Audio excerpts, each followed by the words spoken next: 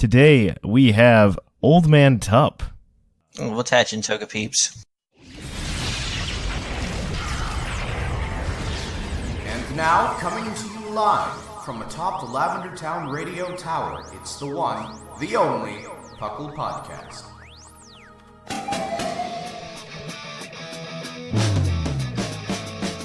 It's P.U.C.L!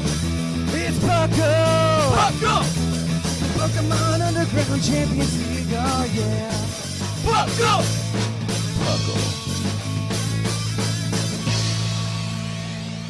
And welcome to the 375th episode of the P.U.C.L Podcast. I am your host, Trainer Thatch, here today with my group of excellent co-hosts. We have the magnificent Scrawn. It's pronounced swagadocious, Zakron. Thank you very much. Swagadocious. And then, of course, we've got the man that I met at an underwater weaving class, Basket.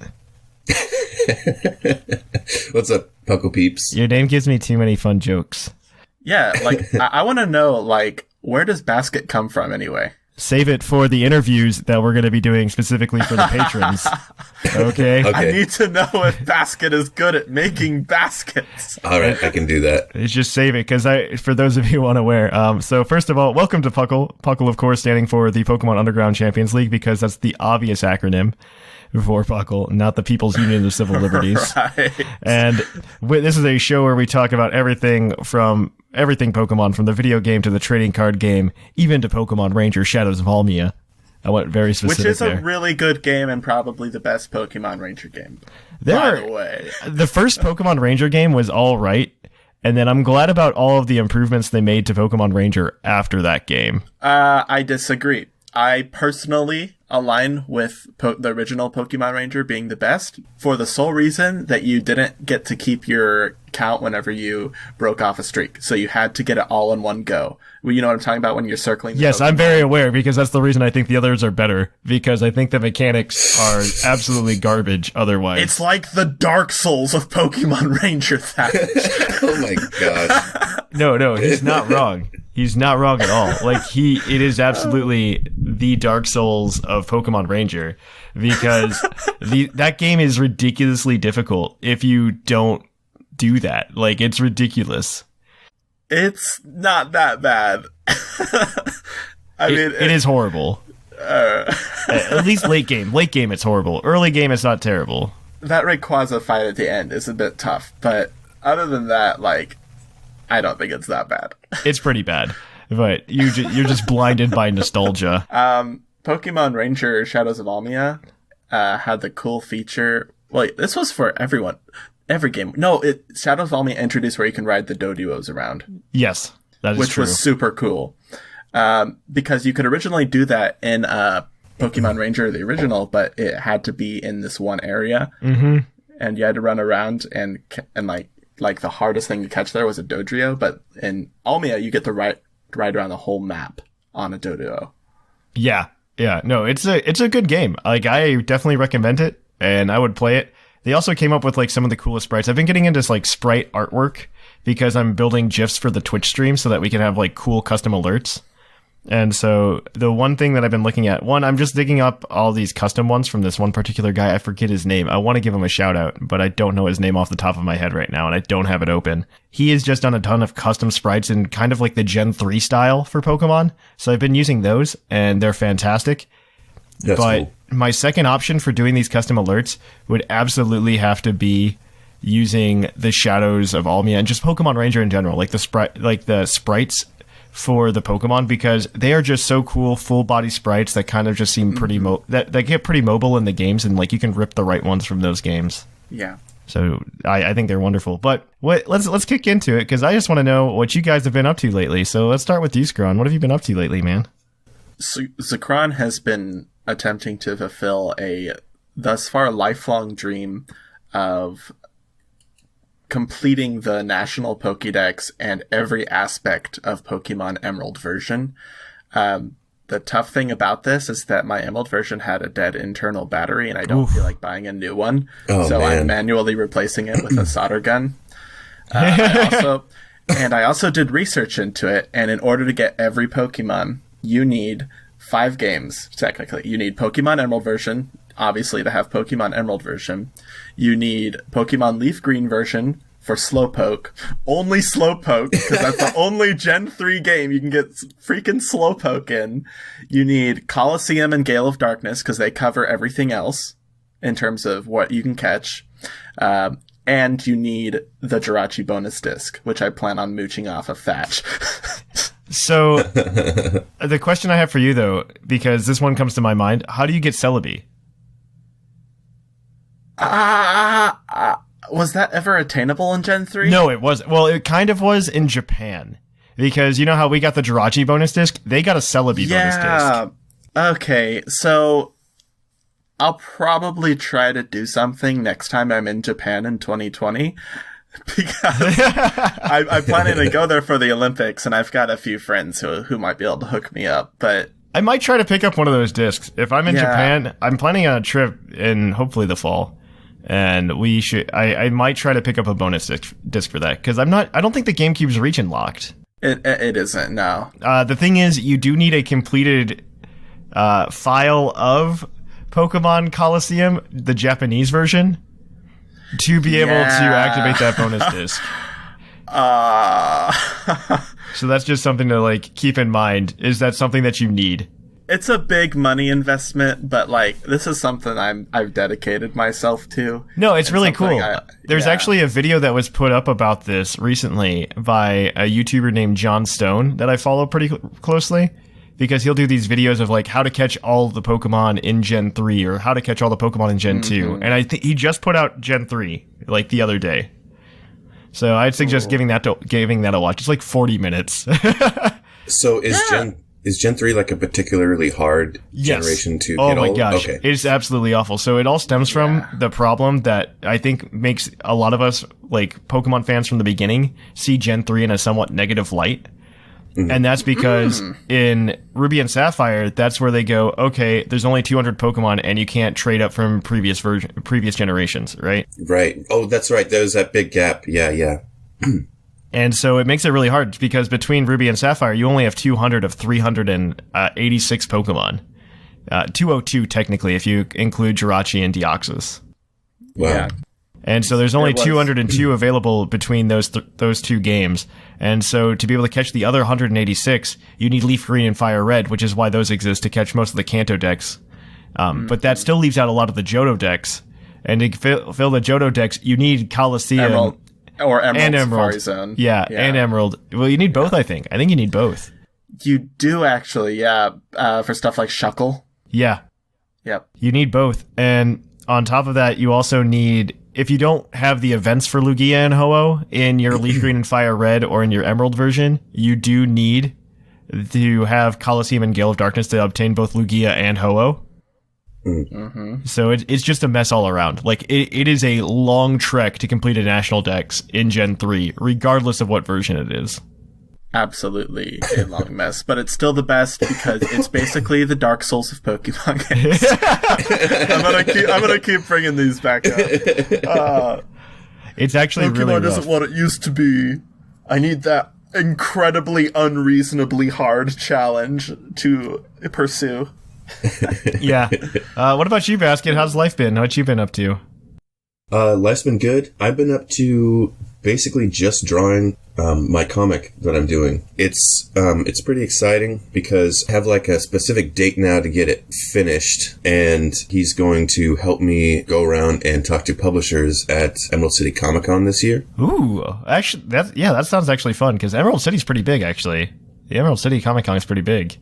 Yeah, it's pretty cool. So, yeah, I'm going to go around and I've actually started an Instagram. If anybody's interested in following me, it's comicbook_Lou, L-O-U. And basically, I'm on there putting up like all these drawings of my comic because he told me that the more followers I have, then the bigger chance a publisher will be like, because if I can say, hey, I have 500 followers watching what I'm doing or whatever's a big amount. I don't know. I literally got an Instagram like a month and a half ago. So get plugged by Kylie Jenner. I think that does stuff. What?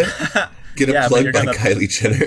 Yeah, you're gonna pay like $600,000 for a single post though. Yeah, Wow. I'm kidding. I'm making a joke. Yeah, it's just a way because if a publisher sees that like you have already a fan base, or at least people interested in your art style, then they're more likely to publish you. So yeah, so then I can just be like, hey, and I've got this many people on Instagram, and this is my comic, it's done. Oh, and it'll also be up in the beginning of March. Ooh. So yeah, so if people want to read it, follow my Instagram, because that's where I'll be like announcing it and everything like that. That's actually pretty cool. It's pretty much all I've been doing. That and working. For myself, I've just been working on a lot of Pokemon competitively, like competitive Pokemon. Because one, we did our Upple battle, our United Pokemon Podcasters League battle this week against the Vanished City Vaporeon. We took home our first win of the season. We're doing real bad. We're like 1-2 right now. Oh man. It's mostly because like I haven't been playing a lot of competitive Pokemon, so I wasn't really fresh. I'm getting back into it slowly but surely. And so, like, that game was, like, the first evidence of, like, okay, we can do this. We're not absolutely the worst Pokemon players in the entire world. Yeah. You had an it's time to stop moment. Yeah. Then battle montage ensues and various voice chats with Dr. Shamu and Seth Vilo telling you you're bad. That's pretty much what I did. I would literally go into voice chat, and I made a new handle that I still play on. So if anybody, like, I'll post it in Discord, and I'll be like, hey, I'm on Showdown if people want to watch me on Showdown. And it'll be me the account's called Thatch is Bad at Pokemon. And I just sit there just so I can constantly remind myself how bad I am at Pokemon.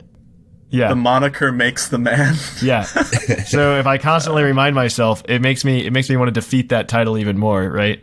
And so I've been laddering on Showdown and stuff because I have been practicing with like some teams, especially for like Poke the episode today. We'll see. So it's been a good time though. It's been a good time. But yeah, it was a good game with the Vanished City Vaporeons. I suggest you go check out Blastburn Radio if you guys get a chance. All those guys over there are just fantastic. But that's a good place to stop. And we've got some news to talk about. So we'll kick it on over to the news segment, guys. So let's cue that epic music.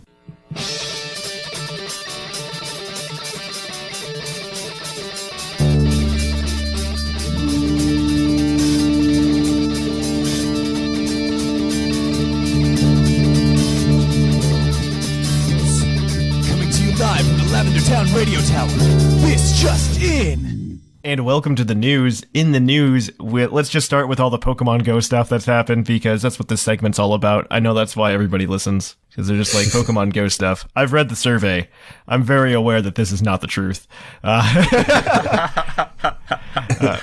But if you play Pokemon Go, they've switched over the Tier 5 raid boss to be Palkia, which is kind of cool. I'm happy that they finally got to Palkia. And Palkia, I think the favorite meme was that if you have it as your buddy Pokemon, it was very short for a Palkia. It was about the same height as you were. And if you watch the anime or the movies or anything with Palkia in it, Palkia is definitely way, way taller than that.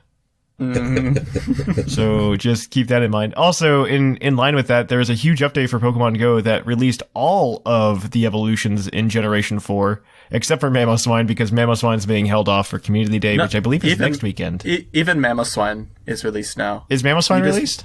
You just won't get the Community Day move with it if you evolve it now, yeah. They're available with the Sinnoh Stone, and on top of that, Glameow, Shieldon, Cranidos, and Combee are all in the wild right now, so you can go get those as well. So that's nice. Gen 4 is pretty much done. Wait, really quick, because they've been making it so that for the 4th gen like final stages, they've been making it like, what is it, like 500 candies or 200 candies to like evolve it? No, that's not true. No, Are you sure? I know like there are a few 3rd gens that require 400. It's Altaria, Walrein, and Wailord. No, Walrein doesn't require it. Isn't Walrein like 200? No, Walrein's fine. It's standard, like 100. I thought it was a whole bunch for. Nope. Was it earlier and then they changed it? No, not that I'm aware of. No, it's about 100 candies for each Sinnoh evolution plus a Sinnoh Stone. Yeah, the Sinnoh Stones are the bottleneck. Typically from PvP rewards, but they're really not a problem to get. You can get one like every 2 days if you do the PvP battles. Problem is most people don't have the effort or the patience to deal with Pokemon Go battles. I know I don't. So you mean specifically the PvP battles, not gym raiding and stuff? No, PvP. You have to go through PvP. You can also get it through one battle if you face the leaders. But there's a chance to get it. It's lower. Okay. It's really hard to guarantee it. Yeah, that way if you have no friends, there's still hope for you.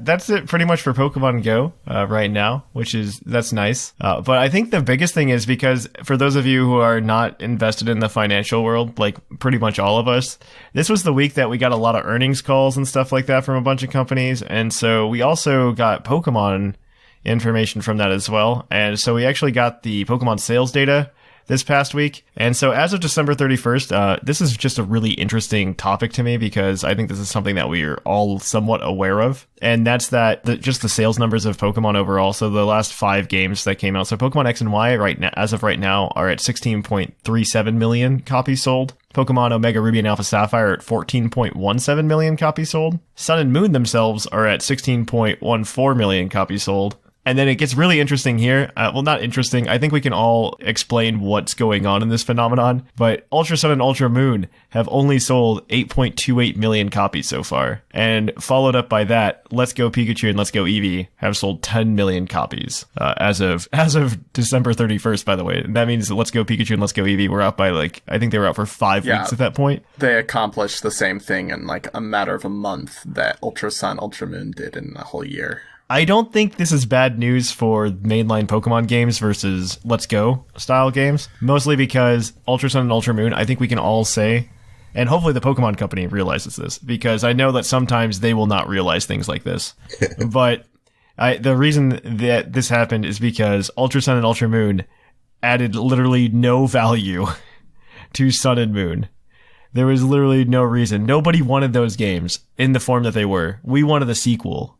We wanted either a sequel to Sun and Moon, or we wanted just like a remake. We wanted Gen 4, you know? I don't think they did it on purpose, but it really looked like through all of the commercials that they were showing and the stuff that leaked that it was going to be a sequel. That's the problem. I don't think they were clear enough in saying this is not a sequel. Yeah. And it definitely got our expectations pretty high. Well, from what I understand, Let's Go Pikachu and Eevee didn't do nearly as well in Japan, and considering Japan's pride in being a strong domestic market, I think that provides the greatest support for the argument that this will not affect the mainline games, because the Japanese market likes something very different from the Western market. That's true. So since Nintendo is a Japanese company, I think they're going to do their best to cater to the domestic population.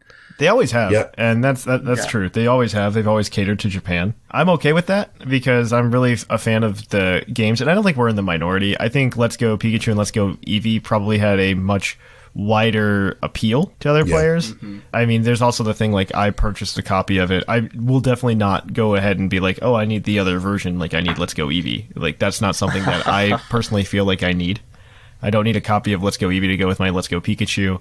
I just need my copy of Let's Go Pikachu. That's all that I need. And I think that's going to be something that drives it. I think it's also that it was the first Pokemon game on the Switch. There's a lot of factors that I think would make Let's Go Pikachu and Let's Go Eevee, from a business standpoint, unrepeatable. I don't think that, one, you can push out another, hey, here's another Kanto game. Here's just the original 150. On top of that, I don't think you're going to be like, hey, this is the first Pokemon game on the Switch that I know you've all been asking for, but it's not really the game that you wanted. Yeah. Right? I am going to be very interested to see the sales numbers for whatever Pokemon game comes out on the Switch this fall. I think that is going to make a huge difference. Whatever that Pokemon game is, I think that's going to be the game. I think we could even see it break 10 million units, because I think you'll see the appeal. Everybody wants a Pokemon game for the Switch. More people own a Switch than other consoles. So I definitely see that happening. I disagree, Thatch. Okay. I wholeheartedly disagree, especially since I had to work in the retail business. Most of the people who buy Let's Go Eevee, Let's Go Pikachu are middle-aged parents buying stuff for their kids. I can see that. If their kids didn't like it necessarily, then they're going to be like, well, I'm not going to buy another one of those games or something like that. I think the kid's going to like it, though. That's the thing. I think the kid's going to like it. That's the problem, is that their parents won't buy it for them if they didn't like the first one or whatever. Well, I think the kids are going to like the first one. That's the thing. Oh, right. Yeah, I also feel like if I was a kid and I was playing the regular Pokemon games before this, because it has to be your first introduction. Otherwise, I can't imagine anybody not being a little upset. We knew ahead of time that it wasn't going to be that way. but a little kid isn't going to be doing, the research or whatever. So if a little kid's playing, if he plays X and Y, Sun and Moon, or, Sun and Moon or whatever, and then he's like, oh, let's go Eevee, let's go Pikachu, this is going to be awesome, and doesn't pay attention to anything, then they're going to be sorely disappointed. And I don't think that that's like going to be a small group of like that demographic. I do agree with that. I think that Let's Go is definitely an intro game. It's definitely the gateway drug of Pokemon. Yeah. And I want to gateway drug of Pokemon. How insidious! And I want to see what that effect that has on something like the main series, because, like I said, I don't think Let's Go is a repeatable event, and I don't think TPCI should treat it as such. I also disagree with Pokemon games, and I'm saying this is purely anecdotal. I don't really know, studies have really been done on this, but from my anecdotal experiences that I've heard from people, there's an exposure phase of Pokemon when you're around 10 to 12 years old that you will forever align with the games that were out in those years. So whatever games came out when you were 10 to 12 years old, you'd be like, oh, those were the best games ever. And it works every freaking time. Well, then I think I think the question is, does that default to Let's Go, or will that default to something like Sun and Moon? Because now it's an annual release, and that's a pretty big window. What I think is going to happen is, like, whenever these kids grow up to be the ages we are now in their 20s or something, they're going to be the Let's Go generation. And we'll all be like mid-30 people looking down, wondering what happened to the world. I don't agree with that entirely, because I think it's not an apples to apples comparison. Right, yeah. Because the kids, if they're really into Pokemon, they're aware that not all of the Pokemon were available in Let's Go. And because they're going to be the ones that are ingrained in all of the media, right? And so what's on the anime right now? Pokemon Sun and Moon, right? And they're aware that Lycanroc exists. Like, that's Ash's Pokemon. It's Lycanroc. They're not going to be like, oh man, I can't catch. They're going to be like, I can't catch Lycanroc in Pokemon Let's Go. So I think that's something to consider as well. There's definitely trade-offs here and there, but I'm not too surprised that Let's Go did so well. I'm not surprised that Ultra Sun, Ultra Moon did badly. I think that's what we have to take into consideration, is that Let's Go did well, but I don't think Ultra Sun and Ultra Moon also did badly. We need to just take that into consideration. So they're not like, it's not like, oh man, it's defeating the mainline Pokemon games, because it still hasn't outsold Sun and Moon. And I don't think it will, personally. I mean, like, even games like Ultra Sun, Ultra Moon far outperform the sales standards of other 3DS games. So, like, it's just marketing, sort of. It was just an issue with that they just resold us the same game. And we all knew that. There are a few new Pokemon, but here's the Blacephalon again. We added also, 4 new Pokemon, and they all have 4 vowels in their names. Also, you can grind against like 50 Team Rocket trainers with only 1 Pokemon each. It's like, maybe I'll get something special if I defeat them all. Nope. Nope.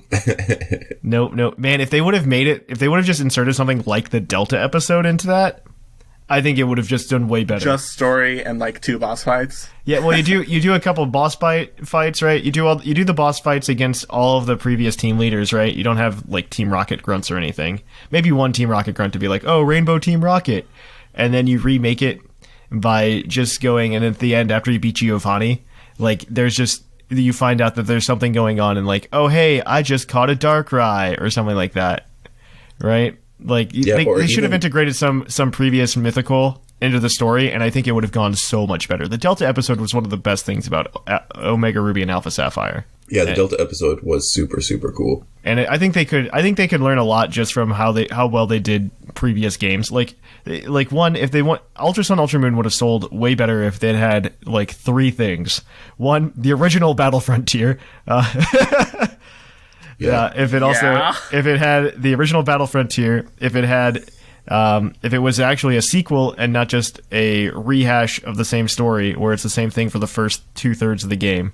Once again, if it would have introduced something like the Delta episode at the end. I think those 3 things would be success in a quote unquote 3rd version of a Pokemon game. Right. But that's just where I am. That's just a theory. But we'll just cut it off there. Mantine surfing that.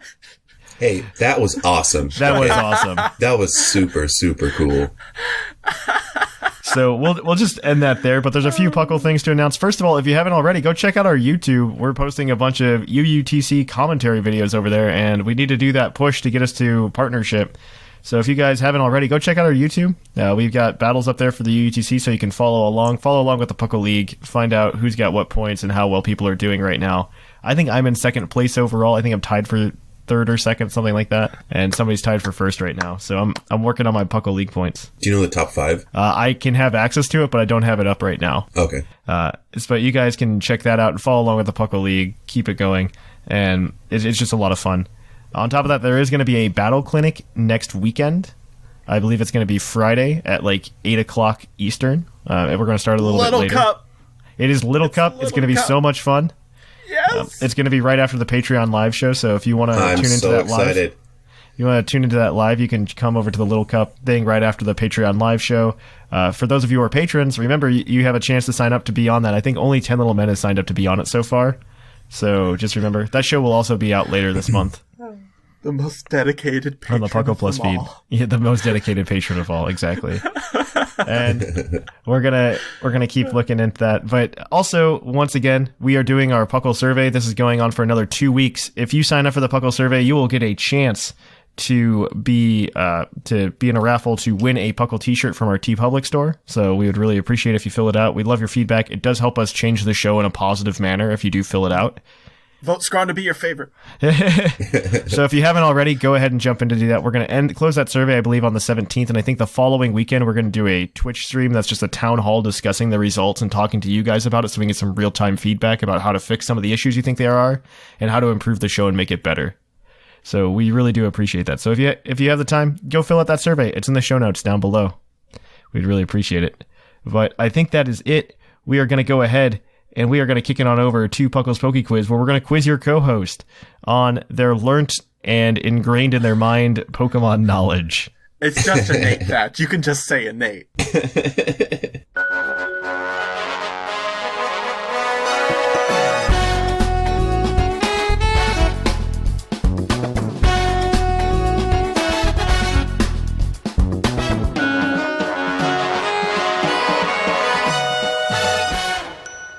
And welcome to Puckle's Poke Quiz, where we're going to quiz your co-hosts on their learnt, innate, whatever kind of Pokemon knowledge they have in their heads. Stop it, Thatch. It's time to stop.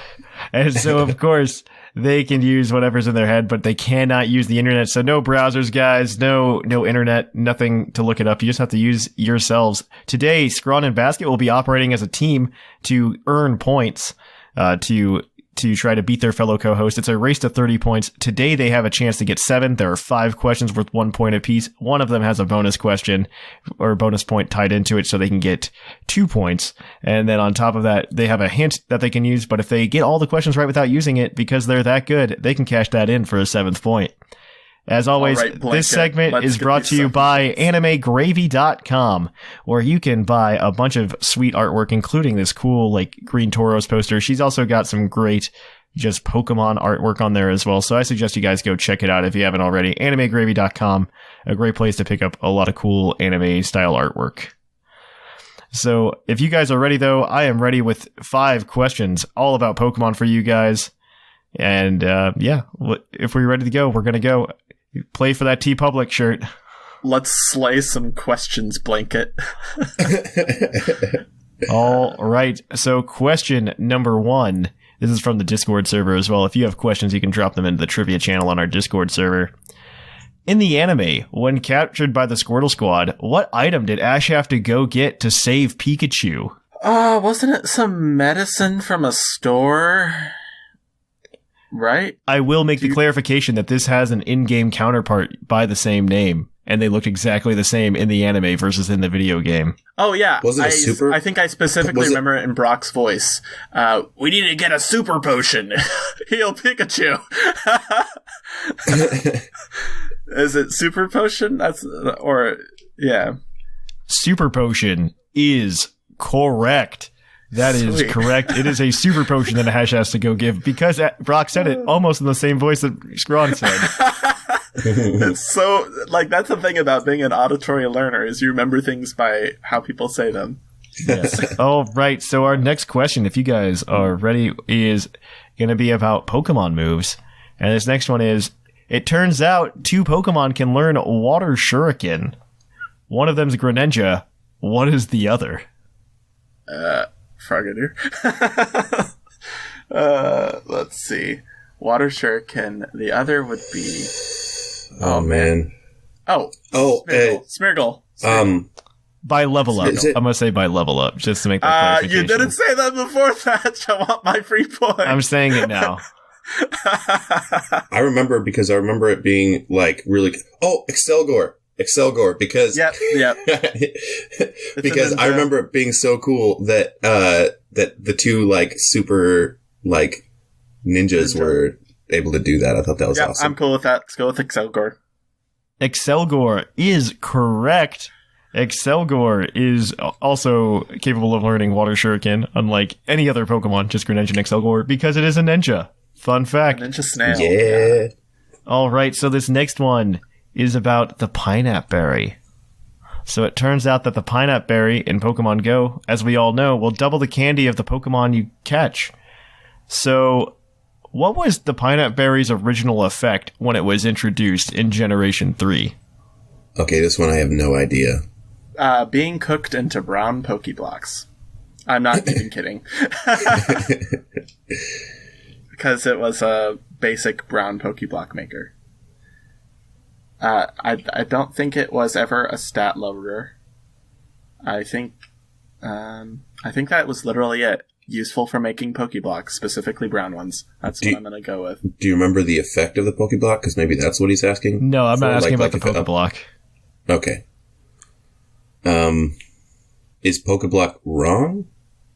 It's to cook. It's to cook Pokeblocks. That was the original purpose of All the right. berry. Yeah, I'm pretty sure about that. That is correct. Pineapple Berry literally has no in-battle effect. It was only used to make Pokeblocks and Poffins and whatever else have you. It does absolutely nothing in-game. It's a Pineapple Berry. So that is 3 points for you guys so far, and you haven't used the hint yet. And as always, our 4th question has your bonus point in it. So this question, it turns out there are 3 Pokemon with the bug fighting type. One of them's Buzzwole. What are the other 2? Okay. No. Oh man. Oh man. Let's see. I'm like, this. Oh, okay. One, Heracross. Heracross, yeah. But that, I feel like that's the easy one. Mega Heracross is the other. Okay, so it's nothing 4th gen or before. So it's either 5th, 6th, or 7th. 5th. 5th had a lot of bug types, but it's nothing there. 6th had, what was 6th? It had Vivillon. And it was another Ultra Beast. The Pheromosa. Yeah. So Heracross and Pheromosa. Yeah, sweet. That is correct on both accounts. It is Heracross and Pheromosa. They are the other 2 bug fighting types. I had just as hard a time as you did, though, earlier today, because I did not realize... I forgot about Heracross. I just completely forgot about it. Oh my gosh, if we get this next one, we get all 7. You get all 7. You guys can go for 7 here. man. But as always, the 5th question is your base stat question. And today, Oh boy. I want to know what electric type Pokemon has the highest base defense of all electric type Pokemon. Okay. Electro. It could maybe be, I'm just throwing this out there to get us going, Alolan, Graveler, maybe? Or not Graveler, Alolan, Golem. That's what jumps to mind first. Yeah, that's possible. I'm going to think about some of the megas first. That's typically a good way to go. Legendary electric types are Zapdos, Zekrom. There's not really too many. Raikou. Okay. And mega electric types would be... Ooh, that Alolan Golem is a pretty good guess, though. because I think Zapdos hits around 100, so it would definitely need to be above that, and I'm pretty sure Golem has a higher defense than Zapdos, also than Zekrom. I'm gonna need an answer. Ooh, let's just go with a Alolan Golem. I'm cool with that. We'll use the basket power. Yeah, Alolan Golem I'm kind of... is correct. Okay, cool. That gives you 7 points for today. So you guys are just cruising for that T-Public t-shirt with your name all over it. Probably not. I guess you could, because our pictures are on Due to Basket are on the T-Public website. So good on you guys. Let's see though. Let me pull up my spreadsheet. I had it open, but I have the wrong browser with it open. So we are going to go ahead and add in those points for you guys. That's 7 points though. You're doing pretty well there today. That does change up the standings quite a bit. Yeah. So we're going to go ahead because everybody was just super close to each other. So this is actually, this is probably the biggest change I've ever seen in all of PokeQuiz history. Just letting you guys know, this is probably the biggest change I've ever seen in PokeQuiz history. So now in first place, we have Scrawn with 17 points. In second place, we have Basket with 12 points. Yeah. Followed up with that, we have Sublime in third with 10 points. Tied for fourth, we have Jushiro, Whimsicott, and Bocephus all with 6 points. Following that up, I believe in seventh, we have Seth Vila with 5 points. And in eighth, we have Linian with 4. Everybody else has yet to get on the board. So catch us next time for another exciting episode of Puckle's PokeQuiz. As for now, we are going to take a short break and be right back at you with the topic. Hey Puckalonians, it's Sublime Manic. Can't get enough of your favorite flip-flopping podcast? Then check out our social media. You can find links to our Facebook, Twitter, Reddit, and YouTube all from our website, pucklepodcast.com. And you can join our Discord to hang out with your favorite hosts and other Pokelonians. Also, check us out at twitch.tv/thepucklepodcast. And if you have an Amazon Prime account, consider subscribing to our Twitch channel. You can also check us out at YouTube at YouTube/PucklePodcast. And we also have a Patreon if you're able to give anything at patreon.com/PucklePodcast. And welcome to the topic. Our topic today is going to be favorite parts of Pokemon, story-wise. I don't know what we're actually going to title the episode yet, but I think this is a really fun topic to talk about. And it's just really fun. I'm a really big fan of this idea because there's just so many things in the Pokemon story that I don't think we talk about enough that include lore and include just aspects of storytelling and places where Pokemon maybe could have done something differently, and they made some interesting choices. So I'm going to kick things off, and then we're just going to dive right into everybody else. Yeah. But I think the best way to go about it is to just say that is just to go, and I'm going to say Sun and Moon, the final Lusamine battle in Sun and Moon, not Ultra Sun and Ultra Moon, the final Lusamine battle in Sun and Moon, because amazing. It is something completely different. I fully expected, this is just backstory on me when Sun and Moon was coming out, and I probably said this on the show back in 2016, but one of my favorite things about Sun and Moon, just building up the hype, I fully expected Ultra Beast to kind of play more of like an JRPG boss in Pokemon, as opposed to just being like, oh, hey, they're there. And it's kind of a missed opportunity because they didn't really do anything with Ultra Beast in the game, except for that one time you played against Nihilego when you were at the Aether Institute. Yeah. Which I thought was, or Aether Foundation, I thought that was fantastic. I wanted more of that, where you just battle Ultra Beasts, you don't know what types they are, and you have to go in there and you have to fight them and try to defeat them to calm them down. And then maybe you get the chance to capture them in the post game, kind of like we did, right? Yeah, it was scary because you didn't know what they were, and you have all this backed up knowledge about what things are, and you can usually tell exactly what they are. But Nihiligo's like, what is rock and poison or something like that? Yeah. So I had no idea what it was. I think it would have just been so great if we would have gotten the chance to have more of those battles in Sun and Moon. But that's not what I'm talking. I want to go back to Lusamine, where Lusamine kind of gets absorbed by the Pokemon. We get this really cool story where she wants to go to Ultra Space. It's not fully explained why she wanted to go to Ultra Space. There are some theories. I think one of the most prominent theories is that her husband was taken to ultra space, so she's just trying to get him, and then she essentially neglects her children at the same time, which is why Gladion's like, I'm a punk. And then Lily's like, my mom's too protective of me. Because she doesn't want me to get sucked up by a wormhole and disappear forever. And you get those two aspects, but I really think when they get to Lusamine and she gets absorbed by Nihiligo, you get this really cool enemy. There's actually official artwork, too, of that, by the way. Like, official, like, Lusamine gets sucked up by Nihiligo artwork, which I thought was really cool. That's so awesome. And it's really cool, especially with it being Nihiligo doing it. The Pokemon based on exemplifying your worst emotions to the most amplifying effect possible. I thought it was great. And then we end up doing a Pokemon battle with her. And I think everything she has gets like some stat boost, right? Just kind of like a totem Pokemon. Yeah, they all are totem, I think. Yeah, they're all totem, which is it's a really cool battle, a really cool boss fight. I think they could have done better.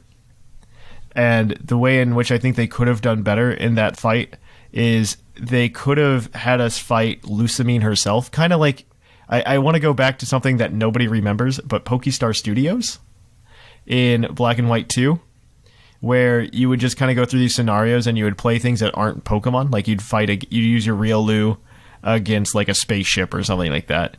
And I was kind of hoping they would bring those aspects into Pokemon, because I think those are some of the interactions that we don't get enough into Pokemon, and those are things that can help with world building, in my opinion, as well. It's like when I was running a PTU game, this is actually up on the YouTube, actually, I think. I was running a PTU game very briefly with a few people, Pokemon Tabletop United, for those of you at home. So this is a custom story that was written, and one of the early encounters I had them do, which helped build up the world building in that scenario, was I had them use their Pokemon to essentially try to stop trucks that were moving forward and hauling items and stuff. Yeah, I remember that. And I thought that was a really cool encounter. Everybody I talked to thought it was a really cool encounter. And I was kind of hoping we'd get some more stuff like that in the Pokemon games, where it's just like, oh, I'm using my Pokemon to do everyday activities. And I think that's what HMs were supposed to really hit upon, but I think they kind of missed the mark there. And I think it was a missed opportunity to start integrating that a little bit more in Sun and Moon, where they could have just gone, oh yeah, let's fight Nihilego cross Lusamine as just a JRPG boss, right? And if we want to take it like to the extreme, you make her just incredibly powerful, but at the same time, you make it like a reverse horde battle, right? Where you can use like 5 of your Pokemon at once to try to take down this giant monster. Yeah, just like beef up those defense stats. Yeah. To crazy amounts.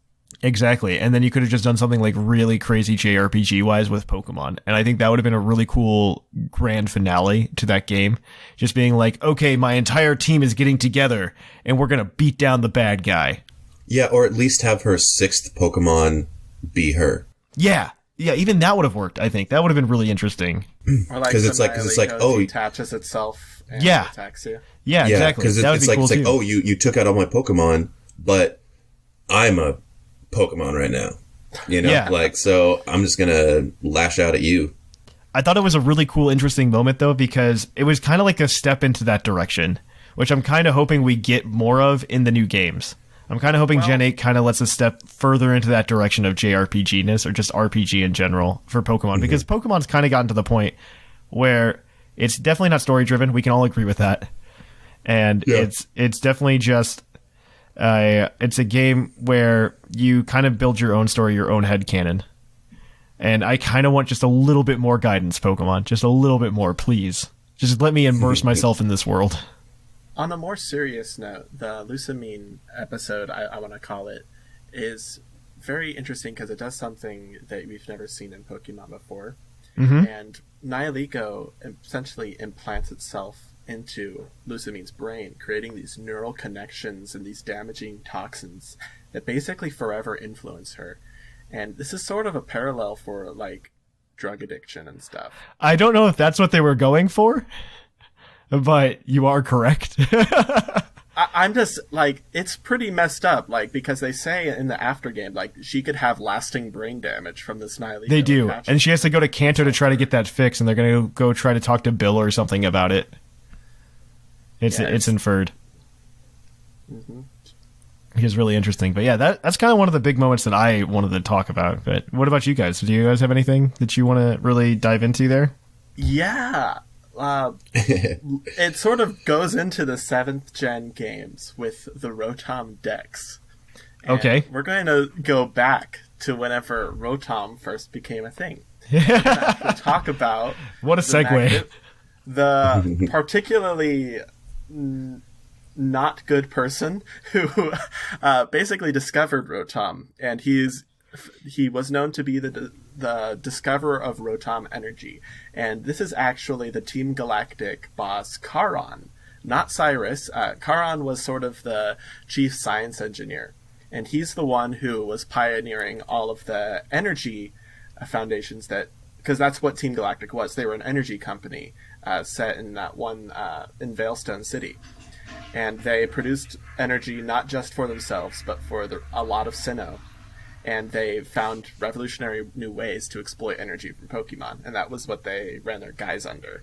And Charon was the energy engineer for Team Galactic. And if you look into the special event that came out in Platinum version, where you could put Rotom into the different appliances using the secret key, you find out that Charon's secret journal there, where it details his meetings with Rotom, had originally happened. And it infers that Charon actually used to live in the old chateau. It's not guaranteed.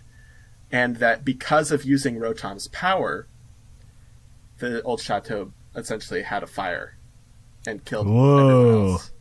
Yeah. Which is super cool when you think about the final encounter at the end of Platinum, where he's essentially trying to set fire to the Sinnoh region using Heatran. That is interesting. Right?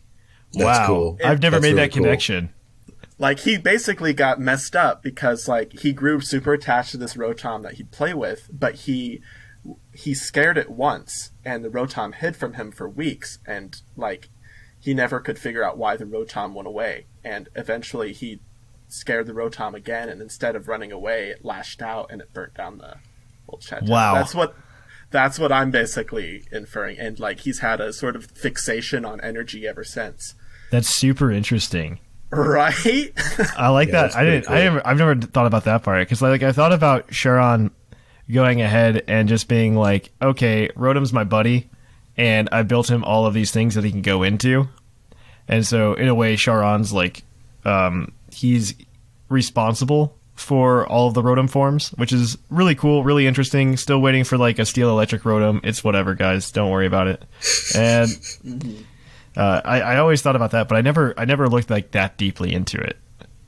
Right, and like you could even look into the name meaning behind it.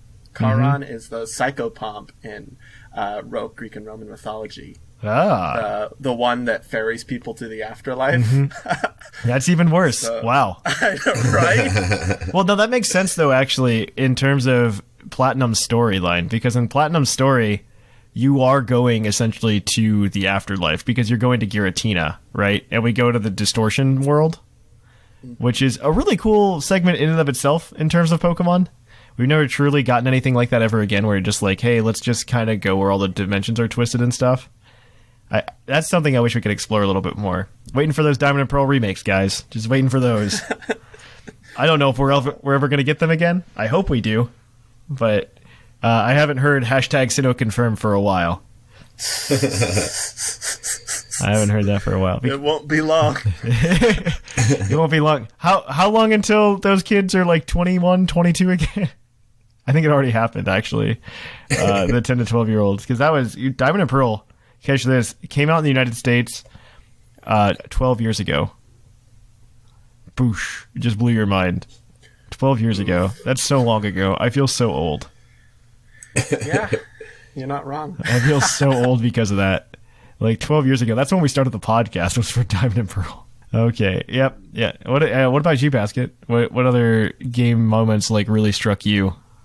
Well, So this one's like a double-edged sword because half the time they can be a lot of fun or world building, and the other half of the time they just suck. And that's basically quests or events involving Pokemon.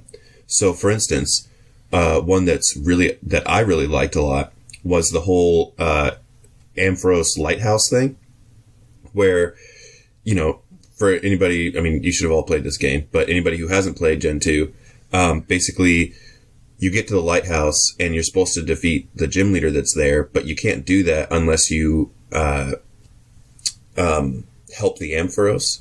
So you have to go to another place and then get this medicine, and you battle the gym leader there, and then you go back to give it to the Ampharos so that he can light the lighthouse.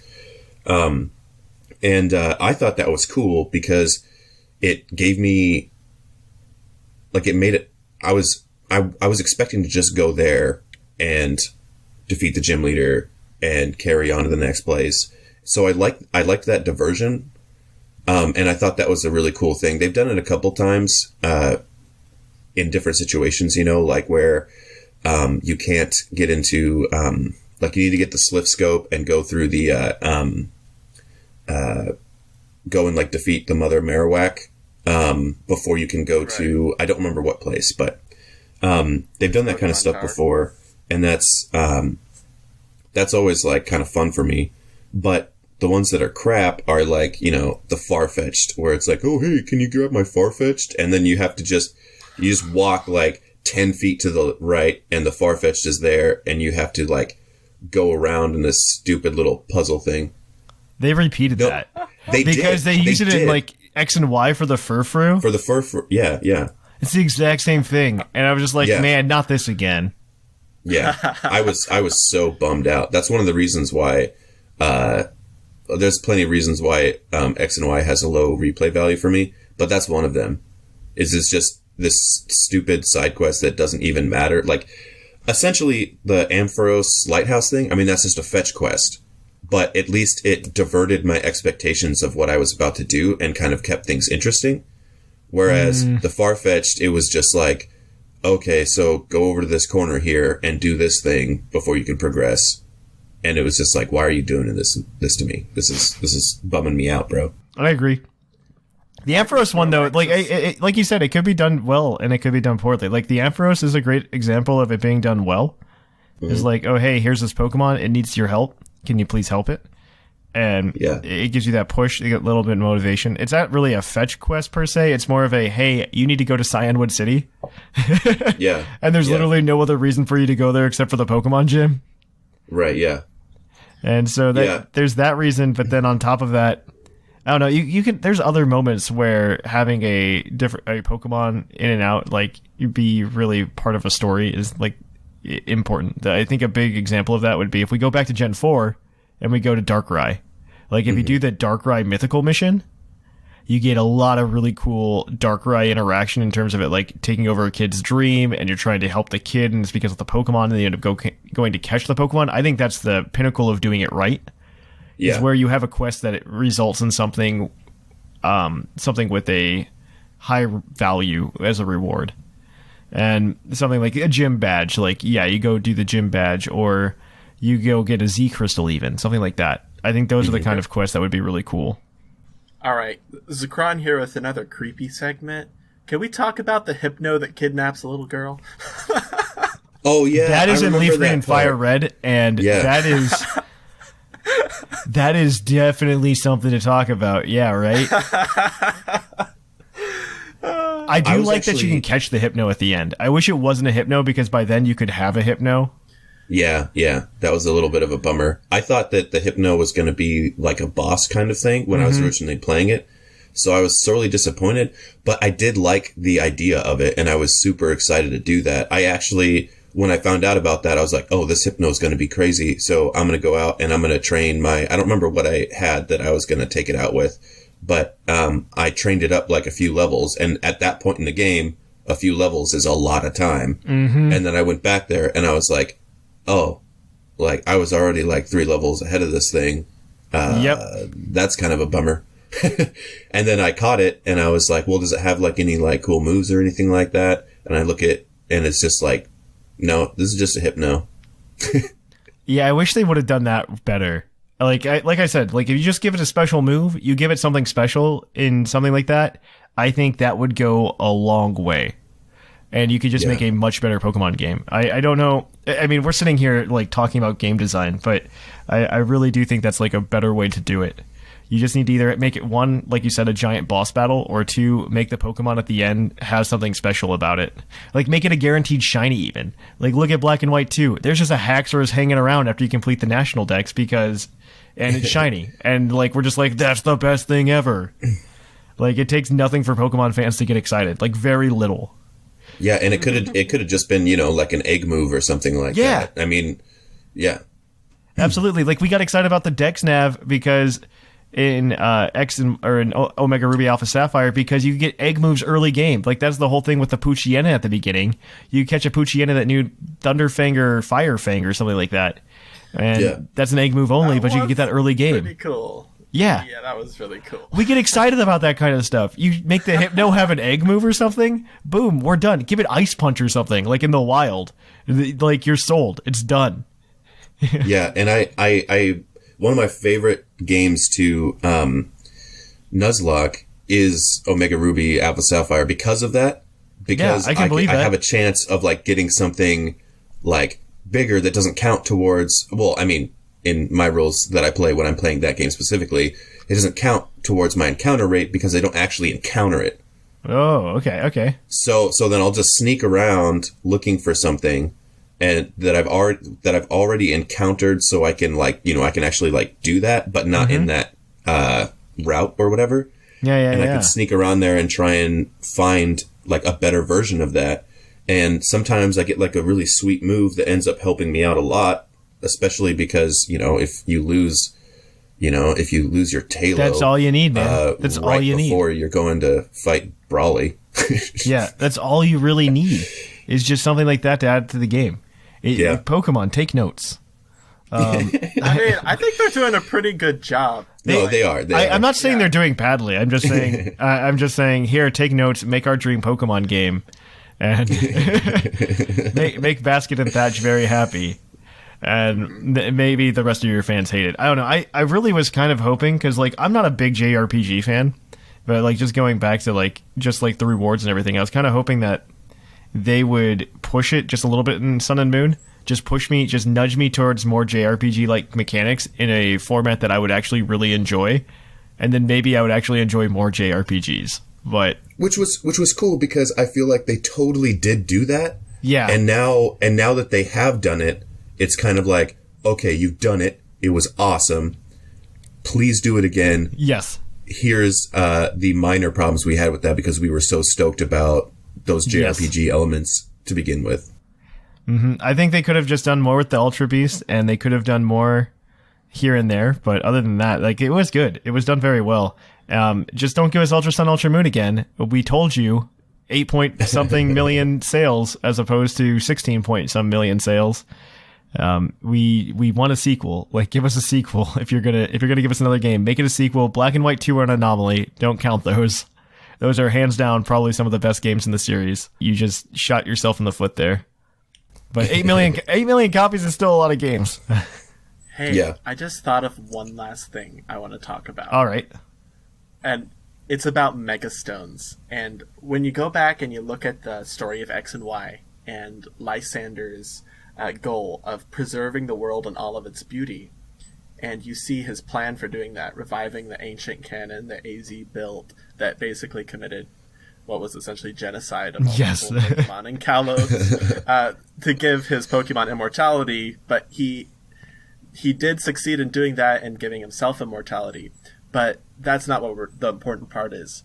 The Pokemon he killed, or that were drained of life, were turned into the Megastones. And in a way, that's sort of like what Lysander wanted to do again, because they were preserved in that beautiful form forever, and it doesn't really outright say in the game, these Megastones are dead Pokemon. Are blood diamonds. Yeah, blood diamonds. Basically boost up your Pokemon's power. And it doesn't tell you that, And that's super cool to think that Mega Evolution are basically like spirits of those dead Pokemon coming and boosting your own Pokemon's power to its greatest potential. Mm-hmm. And I like how Pokemon includes these things within its games, but it doesn't outright say it because that might not be very family friendly, right? No, you're right. You're right. They do that a lot, and I do agree with that. I kind of hope for more. I hope for more. We'll see. Gen 8's around the corner. I'm saying we're getting the announcement by the end of the month. I'm pretty excited for it. I'm hoping. do we have time for one more thing in the topic? I'll let you do one more if you want to say one more. All right. So the last one is just blanket statement: evil teams. I love that they do that every gen. I love that there's a new group of people that are most of the time interesting, and that they expand the water because it would get super stale just going back and forth from gym to gym doing that whole thing. Oh, absolutely. So, I really like the double take they make you take in Sun and Moon as well, because we have Team Skull, and we're just like, these are obviously the bad guys, but then you have the Aether Foundation, and you're just like, okay, anybody that says they're only here for all of goodness, there's definitely something wrong here. And they kind of fixed that in Sun and Moon. I really do like how they kind of moved away from the trope without really moving away from the trope. It was a nice, refreshing take on that as well. They do a good job there, though. They really do. Bye. But I guess we can wrap it up there. So that's it for the topic today, guys. We're going to kick it on over to Poke the Episode to talk to you about, I think, a very special Pokemon who clings to our heart with a magnetic personality. So we will catch you on the flip-flop. You know what, guys?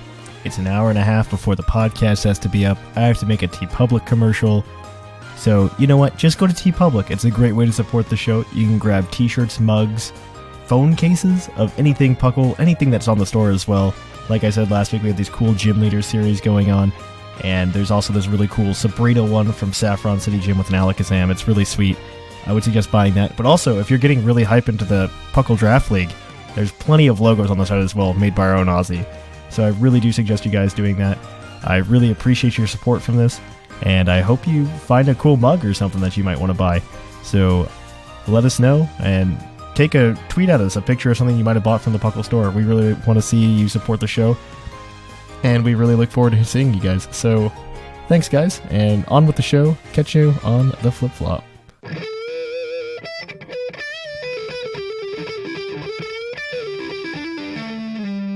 Poke of the Episode. And welcome to the Pokemon of the Episode. The Pokemon of the Episode this week is National Dex number 462, Magnezone, the Magnet Area Pokemon. Its Ultra Sun Dex entry says, it uses radar to monitor its territory. Intruders are quickly disposed of with a Hyper Beam. What? Right? What? Yeah, and that's shown in the anime, too. There's an episode where Magnezone and Metagross are fighting over territory. Really? Because they're both incredibly territorial Pokemon, yeah. That's really interesting. I would not expect that from a Magnezone. So Magnezone is actually in the OU tier right now, and it's actually really, really good. I am a fan of Magnezone. Me too. Yeah, totally. So magnet pull ability lets it counter a bunch of stuff. So we're going to take a real quick, and we're just going to cover its base stats so everybody is aware where we're at. We're at HP of 70, attack of 70, defense of 115, special attack of 130, special defense of 90, and speed of 60. Not terrible defensive stats, minus HP. HP is pretty bad. Of course, you don't care about your attack, and then special attack at 130 is enormous in and of itself as well. Its move pool is pretty shallow. It gets like electric and steel type moves, and then the random like light screen, and that's about it. And it doesn't get too much to its name. So pretty much if you're running it, you're running like Thunderbolt, Volt Switch, Flash Cannon, and Hidden Power. Like that's your play. Yeah, Hidden Power, specifically Ice or Fire. Mm-hmm. Yeah, depending on the meta you're playing in. Yeah, and normally, I've never had one with Hidden Power Ice. It's always been Fire, just because the magnet pull is why you have him for the majority of things, to take out those things. So Fire is usually a much safer bet. I agree with that.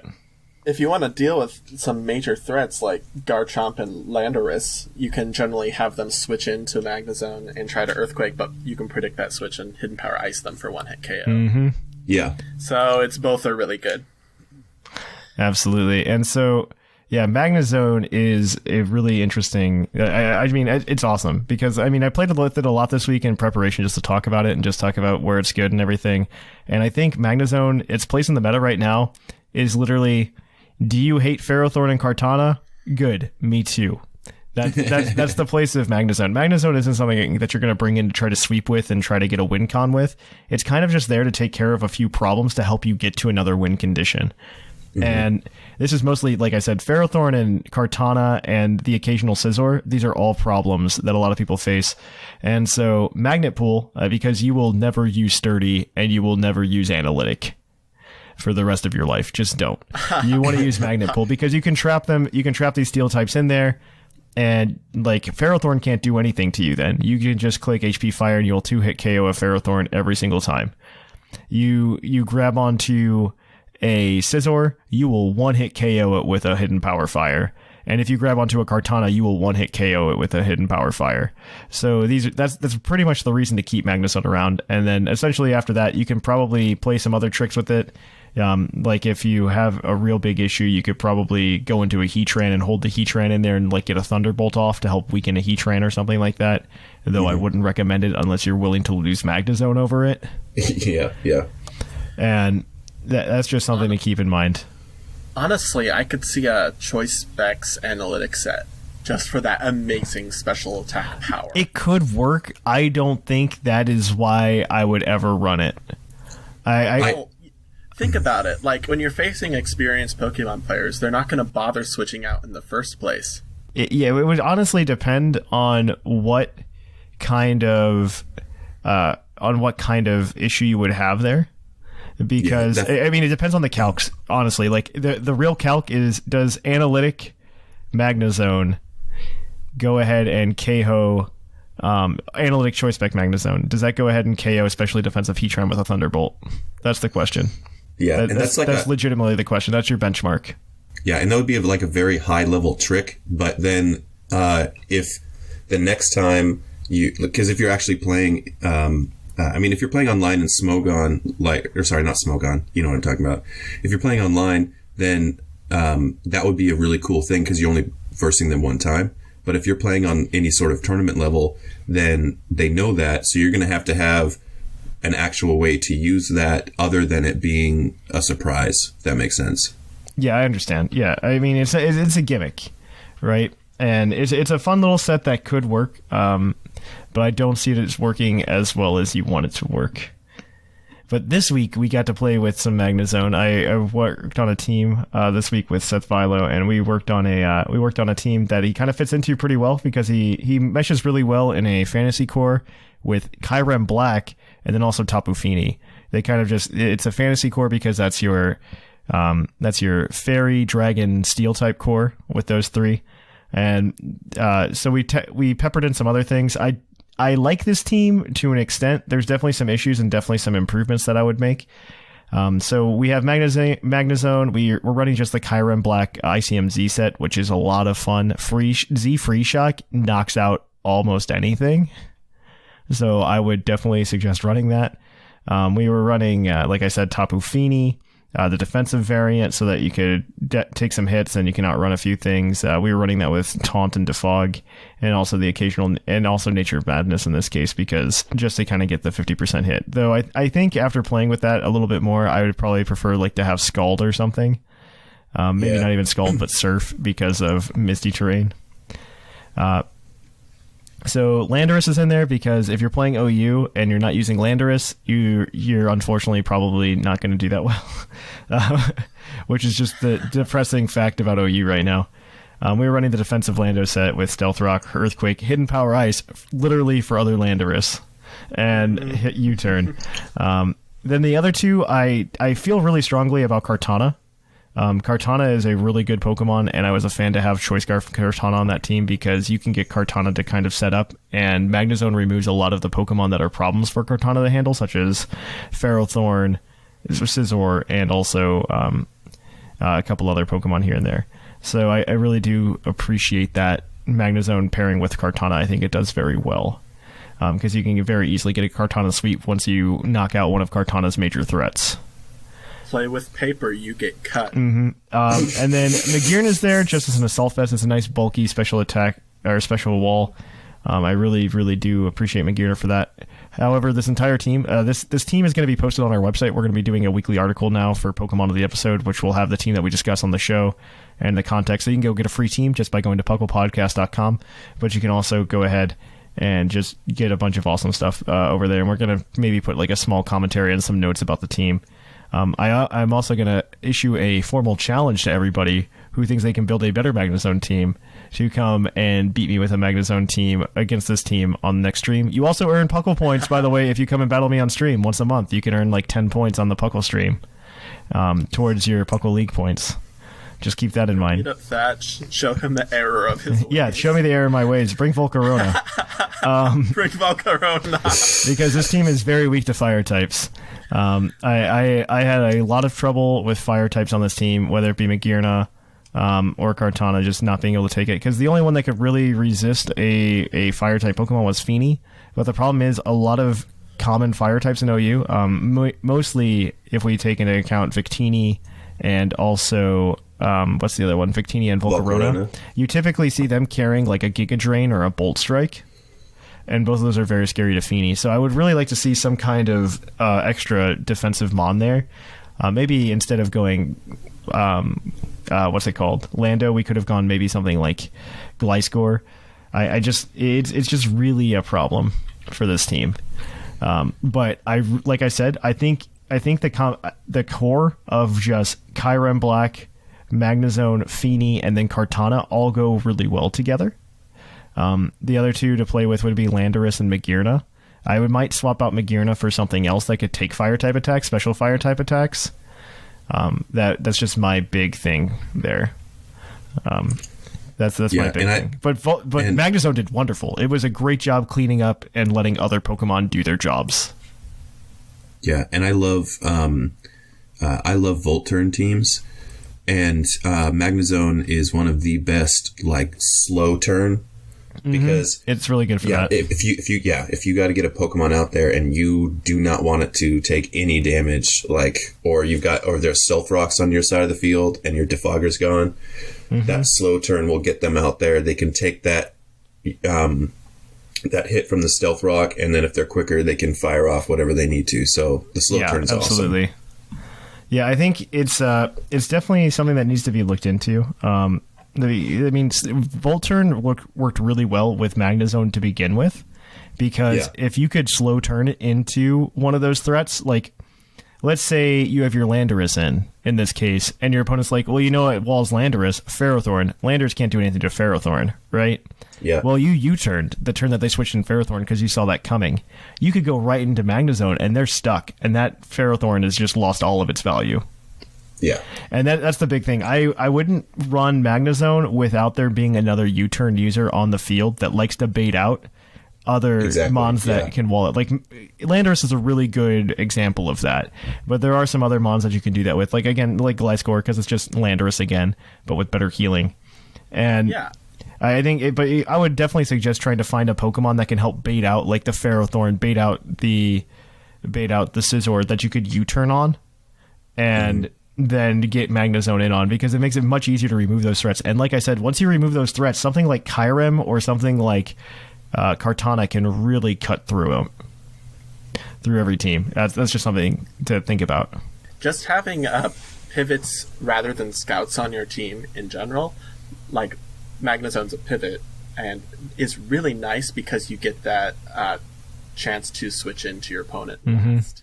Yeah. You like stuff like Electros and stuff are really good at that. Absolutely. And I really like this team. The Magnezone we were running this week was a Choice Scarf Magnezone. I might not have gone with Choice Scarf after using it in the way I have with this team, so that might be something that I tweak with. But Choice Scarf Magnezone, 252 is special attack, 252 speed, just going as fast as you can, and running that Thunderbolt, Flash Cannon, Hidden Power, Fire, and Volt Switch, because I don't honestly know what other moves he would actually get that are useful. I mean, those are the ones, and those are thankfully thankfully he's able to get, like, with his limited move pool, thankfully he's able to get, like, decent coverage with that move pool, but it's pretty predictable what he's going to have. Yeah, that is the downside. But I mean, like I said, he does his job very well. And if you are somebody who is scared of Ferrothorn, you're scared of Scizor. It's also a really good Celesteela, except Celesteela usage is down. I did not play against any Celesteela in, like, I think, like, the 30 or 40 games I played. Which is really sad, because Magnezone is absolutely like the Celesteela killer, and I would definitely suggest that. If you want to play with something a little bit more fun, just like throwing this out there, Magneton is a little bit of fun. You could pretty much run the same set with Magneton, and it would be semi-successful in OU because he gets base 70 speed as opposed to Magnezone's base 60, so he gets a little bit of a speed boost. So just something to look into. And Eviolite coverage as well, just to think about it. Just something to think about if you're ever looking at a Pokemon. Yeah, and something I just want to throw out there. If you're ever Nuzlocking any of the Sun and Moon games, if you end up starting with an Incineroar and you end up catching a Magnemite, holy crap, you are pretty much set for like up until like the middle. And then if you can keep them alive to the end, then again, you're just set. I mean, they wreck a lot of the Pokemon in, oh my gosh. In Sun and Moon. In Sun and Moon, yeah. Yeah. It's just fantastic. So that's Magnezone. On the level of flavor, the Giratina movie, it's freaking cool. Because it's controlling that horde of Magnemites. That's true. Photon's. Yeah. That's true. Go watch that if you want to see some cool Magnezone cinematics. And like I said, go to pucklepodcast.com to download this team. Just use it, have fun with it, read our thoughts on it. We'd really appreciate it. And this is where we're going to leave Basket and Scrawn today, unfortunately, because the mailbag is going to be exempt today. We're going to be going into an interview with OldManTup, not the VGC player, the Draft League player. So definitely stick around to listen to that here, guys. It's going to be a lot of fun. We really appreciate him taking the time to interview for that. Mailbag will return next week, so keep sending in your emails about what Pokemon you think should be getting evolutions. I saw there's a ton of them already, so I'd love to see how many of them we can get. So please send those in. And if they're not read on the show next week, we'll definitely be putting them in the Discord. So yeah, thanks. So I guess for you guys... No, Thatch, don't leave me. It's okay. I guess we're gonna be leaving our friends Scrawn and Basket, and we're gonna kick it on over. So thanks for being here, guys. See you later, mate. Yeah, it's always a pleasure. Have a good rest of your day, Puckle Peeps. All right, guys, we're gonna kick it on over to this interview.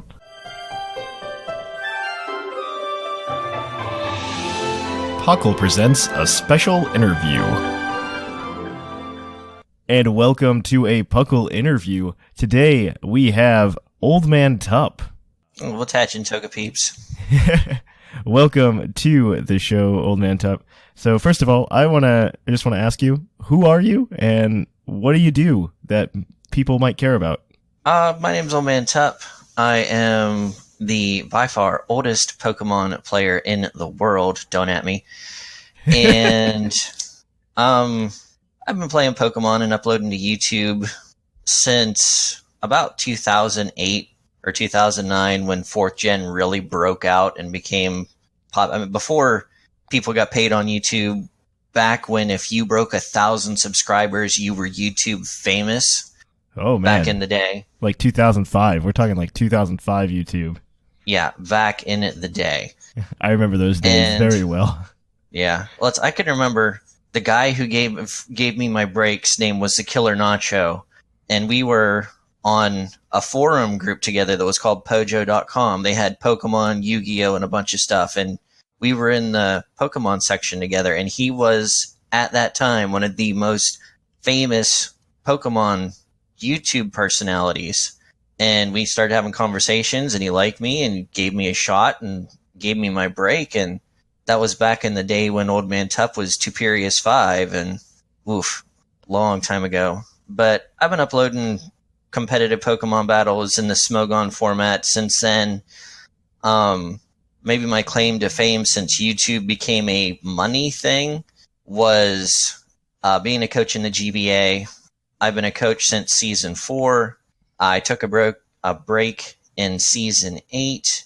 That's a draft league format for people who aren't familiar with that. I've been in the NPA with extremely popular personalities like A Drive, Galactic Elliot, and a bunch of people. I've been in the P.P.L, D2 with a bunch of the more popular European Pokemon personalities. And since that's pretty much what I've done. More recently, I've been trying to get a little bit more family oriented since I am married with 2 daughters. And my oldest daughter has been doing a Five Nights at Freddy, the first game. We've only got a couple episodes up. We haven't had a lot of time to do it recently. But yeah. That's cool. That's cool. So, if you don't mind, I've got a few questions here that I just want to kind of fire off at you. Maybe we get to know you a little bit better in the Pokemon world, and we can see what's going on. So, let's get ready then. Just quick, fast answers, as fast as you can. Hopefully you can. If not, don't worry about it. So, what is your favorite type of Pokemon? Pokemon type, I should say.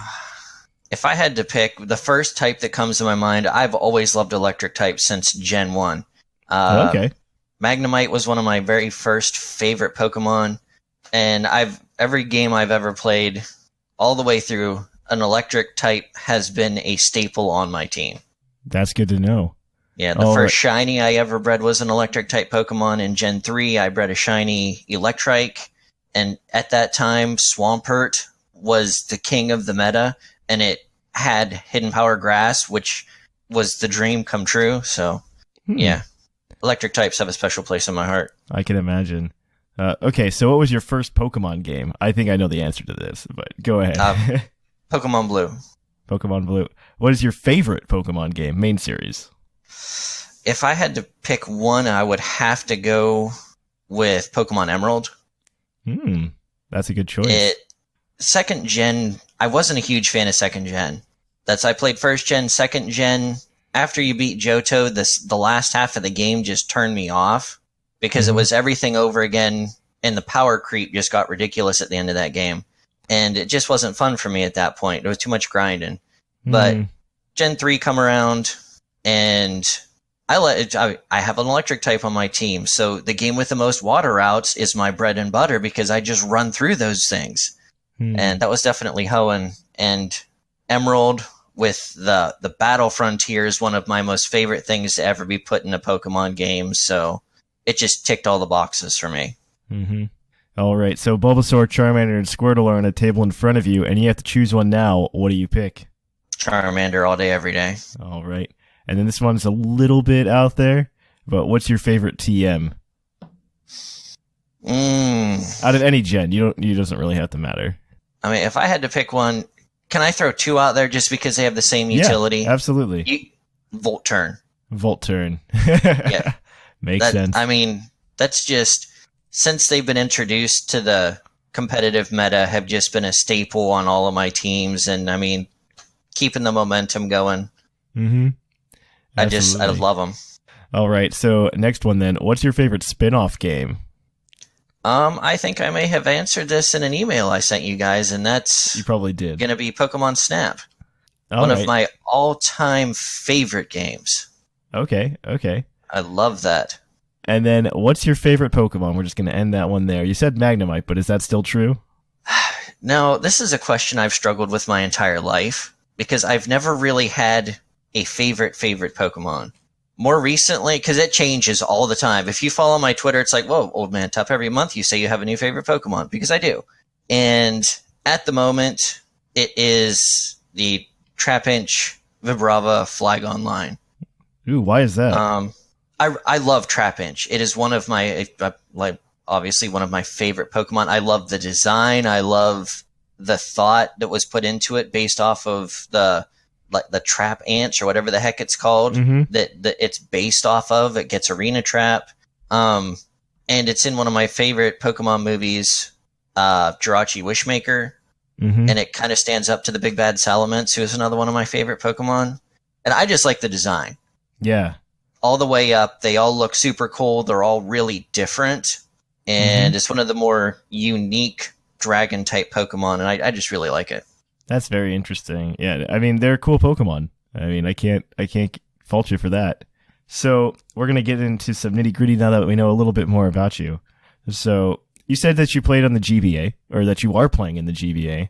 So I just want to know, do you have a story about how that came about? How'd you get into it? How'd they find you? How did you find them?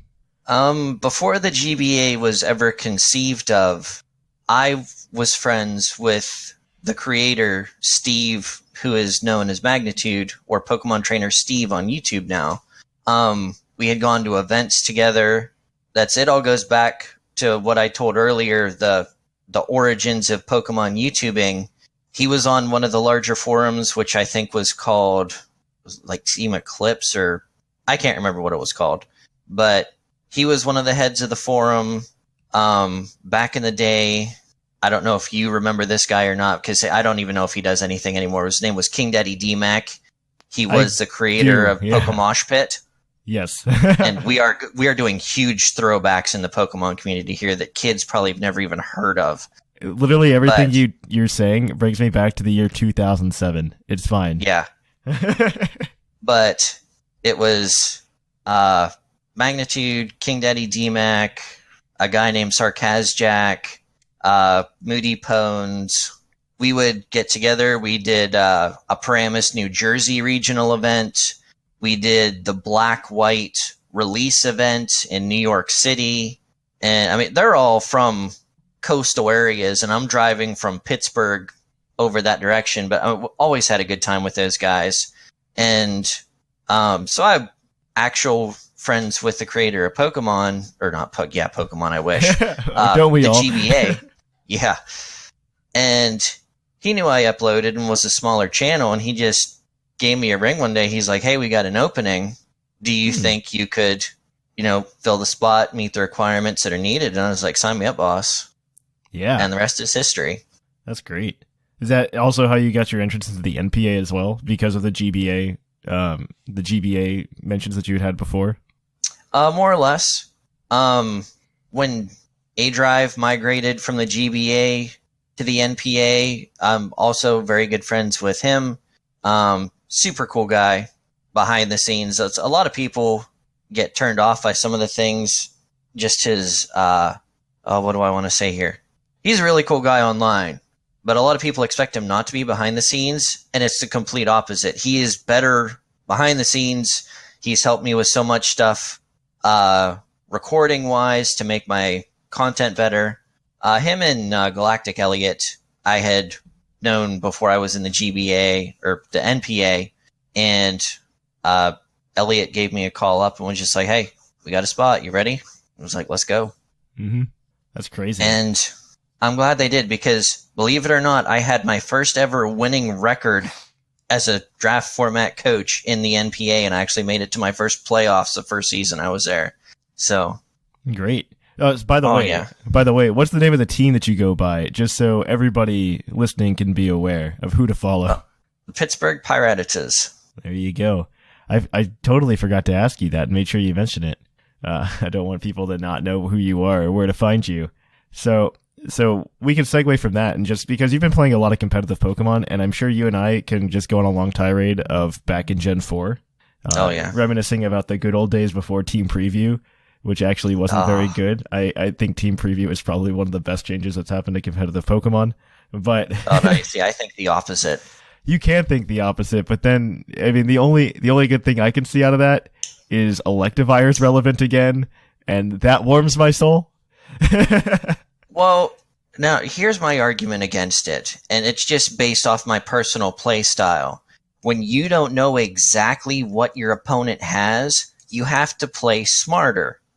You have to, you have to know the meta a lot more than what you do if you can Google search everything on Smogon. As soon as you know exactly what his team is, you'll be like, oh, this is one of the top 5 OU teams right now. This is probably exactly what he has. But if you don't know what you're going against in the without team preview, you have to play the first turn extremely smart, and you have to play the rest of the game extremely smart, because, does he have a ground type? Does he have a Volt Absorber? Does he have a Water Absorber? What does he have Gyarados on his team? Do I have to watch where I'm dropping Earthquakes? Do I have to? in my opinion, makes the game a little bit more cautiously mental, as opposed to, okay, I know exactly what he has. Now I have to strategize based off of that, where I prefer the method. I don't know what he has, but I know what's relevant in the meta right now, and I have to piece together what his team is going to be as I see the Pokemon appear. That makes sense. But also back in Gen 4, there was what, like 300 less Pokemon? Yes, that is absolutely so true. It wasn't it wasn't as hard to, I mean, they've only got at that point, what, like 400-ish Pokemon to pick 493. Yeah. 493? But I don't know. I'm an old person who doesn't like change, so. Oh, man. So let's take even farther steps back, and let's go back to like 2005 and everything. So what made you want to get into doing something like YouTube? Get into creating content like that? I had been, like I said, I was in the Pojo forums, don't mind my dog, with the Killer Nacho, and watched him and a couple other guys, and it was just, at that time, YouTube was a hobby. It wasn't a career. Nobody got paid to upload to YouTube. It was just, if you had the free time, you did it, and it was fun. And I think what gave me the time to do that right then, I was in between jobs. I had been working at a steel mill, and there was a huge layoff that I got affected by. And while I was looking for a new job, I had all this time. And it was like, I love Pokemon. Wi-Fi battling was, don't get me wrong, Wi-Fi battling was horrible at that time because kids think servers are bad now. And there was no timer. No timer. No timer. I can remember a match I had with a kid. Oh, what was his name? It was AA something. And him and his brother were in the same forum as I was. And we had a match, and no joke, we sat in between turns for half an hour because he had to walk away and do something, and he didn't tell me when he did it. Oh, that's and awful. It's just like, what's going on? And it was during, at the wonderful time when Toxic Rain was a thing still. And I can remember staring at his Tyranitar for half an hour waiting for him to do something. And I tried to warn you I'd rabbit hole on stuff. What was the original question? No, how'd you get into YouTube? Or what made you want to do YouTube? Yeah, it's and a good story. Some of the people I knew at the time were really big into it. And like I said, at the time, 1,000 subscribers was hot business. Mm-hmm. So it was just one of those things. I just slowly started, built myself up. I had all the equipment that I needed that I'd be able to do it. And at that time, they didn't make professional equipment, so you could get everything you needed to be a YouTuber for like $50. Yeah, that's you get true. a mediocre camera, a mediocre microphone, which almost all computers came with at the time, and you were good to go. That is as long as true. you could record. And at that time, capture cards weren't as huge or popular a thing in the community, so everybody pointed a video camera at their DS and just recorded off the screen. And it was, I don't want to say it was super simple, but it was so low tech compared to what we do nowadays. Oh, absolutely. Absolutely. And it was just one of those things. I liked it. And even though I'm not in real life, when I get behind a camera, I can become a personality, and people liked watching me. So it was just, I enjoyed it, and it took off. And I never became super famous or made a lot of money off it, but it was something I enjoyed doing. So yeah, it was worth putting the time into. Welcome to the Puckle philosophy, man. That's where we're at. Oh yeah. This is just a hobby. We don't do it for the fame, the glory, or anything. So you were talking a little bit about how you and your daughter were doing Let's Plays. Are there any other projects in the works? Anything else you're working on? We're looking at getting a new project that we can do together, because my oldest daughter is soon to be 13 and my youngest daughter is soon to be 8. And my oldest daughter is pretty much carbon copy of me as far as geekdom things go. Not that I like Sailor Moon, but she's real big into Sailor Moon right now. She likes Five Nights at Freddy's. All the things that the parents don't enjoy but are nerdy enough that I can appreciate. Just reminds me of when I was a kid. But my youngest daughter is a little bit more like princessy. Yeah. and stuff like that. So I'm trying to find something that all of us can do together. But yeah, a few things in the works. Like I said, we're still doing a Five Nights at Freddy's playthrough because my oldest daughter's really into that. It's just finding the time between work and school activities to get it all worked in. I can understand that. Yeah, time is such a valuable resource when it comes to a lot of this stuff. So, is there anything else you want to talk about? Anything else? If not, you could just let everybody know where to find you, I guess. Not much. All right. Just want to give a huge thank you for the interview. I've been a fan since I've heard the show. No, we appreciate it. You guys do an awesome job. We've been following you for quite a while, so. Oh, thank you. I appreciate that. So, but it's a mutual appreciation from creator to creator. Awesome. That's great.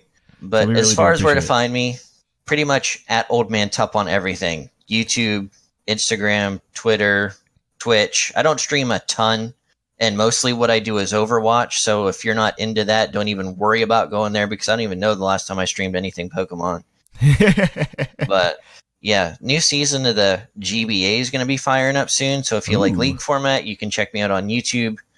Weekly uploads will resume on that after the league starts. I'm pretty sure the draft is coming up either the weekend of the 27th or the weekend in January or after. So Okay. League shouldn't be starting too terribly long after that. Awesome. Well, you guys heard it here. You can follow Old Man Tup everywhere that Old Man Tup is sold. And so thank you for just being on the show. Thank you for doing this interview. We really appreciate it. And like I said, from one creator to another, we appreciate you and keep on keeping on, man. Hey, same to you. Like I said, it was an honor to be here and I appreciate the opportunity. And thank you guys for listening to the show today. We really appreciate it. If you want more of these interviews, please keep listening. Let us know. Send an emails to pucklepodcast@gmail.com. Of course, the mailbag segment will be back next week, so you can send your emails into pucklepodcast@gmail.com, letting us know what Pokemon you think should be getting evolutions. You can also jump into the topic today and let us know some of your favorite story points as well. Feel free to do so. We really appreciate it. And of course, if you want to follow Puckle on social media, you can of course follow us at Twitter, Facebook, and Reddit. All of those can be found on our website, pucklepodcast.com, as well as today's team from the Poke of the episode. So feel free to jump in there to be able to grab it. Of course, if you want more Puckly goodness throughout the week, we post every Thursday on our Puckle Plus feed. Be sure to go check it out. TCG Cast will be out, and Battlecast just came out the week prior, so feel free to check those out. We really appreciate all of the support. Speaking of which, if you want to help the show monetarily, you can do so in a couple different ways. One, you can support us at twitch.tv/thepucklepodcast, where Jushiro, myself, and Orange Avenger stream various Pokemon content. Over there, if you have a Twitch Prime membership or just an Amazon Prime membership, you can subscribe for free. That helps us out. Of course, you can also go ahead and go to our TeePublic store and find plenty of cool products over there. We really appreciate that. And also, finally, you can always check out our Patreon at patreon.com/pucklepodcast, where you can donate to the show and also get some cool rewards, including the free live show that's coming out this week. You could be on that if you're a patron. So feel free to jump into that. We really appreciate it, and we hope to catch you guys on the Flip Flop. And I guess here in the Lavender Town Radio Tower, I'm Trainer Thatch, and we're missing Scrawn and Basket, but it's closing time.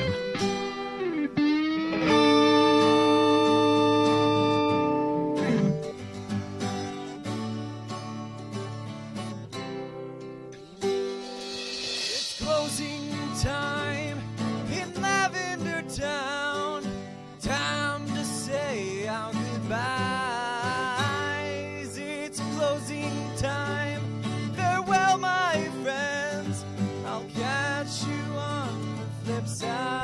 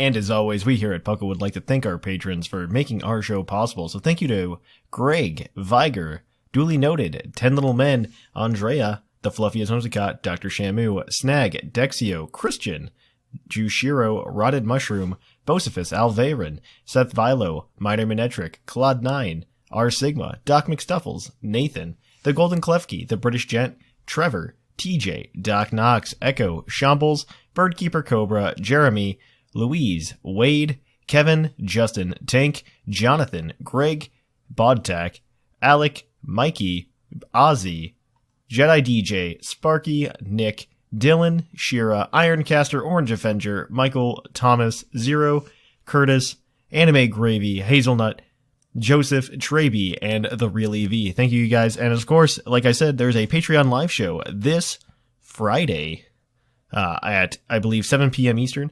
We are still looking for one spot, so if you want to jump on and be on the show, we would really appreciate it. I hope to see you guys there, and I can't wait to just talk some Pokemon with you guys. We will catch you on the flip-flop.